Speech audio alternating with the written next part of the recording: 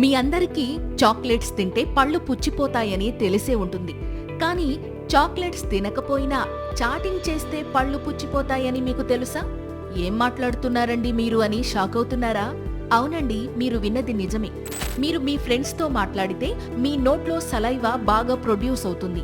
ఇది మీ నోటిని క్లీన్ చేసి నోరు డ్రై అవ్వకుండానే కాదు, పళ్ళు పుచ్చకుండా కూడా కాపాడుతుంది. అలా కాకుండా మీరు మీ ఫ్రెండ్స్తో చాటింగ్ చేస్తే మీ నోటికి ఎలాంటి ఎక్సర్సైజ్ ఉండదు. దీనివల్ల మీ నోటిలో బ్యాక్టీరియా ఓ రేంజ్లో పెరిగి మీ పళ్ళు పుచ్చిపోయేలా చేస్తుంది.